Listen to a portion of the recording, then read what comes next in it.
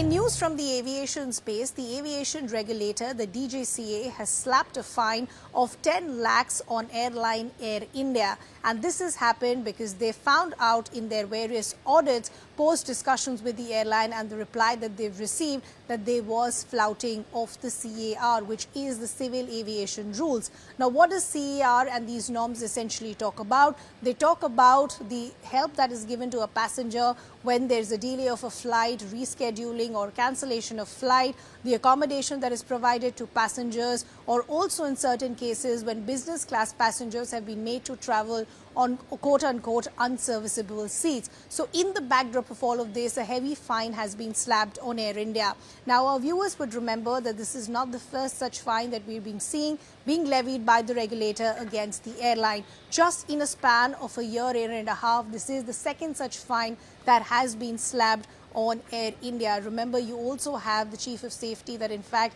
has been pulled up by the regulator, and then comes this levy or penalty by the DGCA. But let's step back a little in time to understand a better context of what has gone so far in the last couple of months. Now, these audits are carried forward time to time by the regulator on various airlines at various airports. In this case, various airports like Kochi, Delhi, others were in fact audited, and post this audit, it was found out, as we pointed out, that the CAR norms in fact were being flouted, or they in fact weren't being followed. These are, of course, in connection with help that is given to various passengers. Now, post these audits, there was a show cause that was issued to the airline, and the airline in picture, which is Air India, was given a time period of 3 weeks to respond to the DGCA. And this is what we saw in the commentary that has come from the DGCA, that post the reply that was received by the regulator, they in fact found out that there were multiple lapses, which has led to this fine as far as the airline is concerned.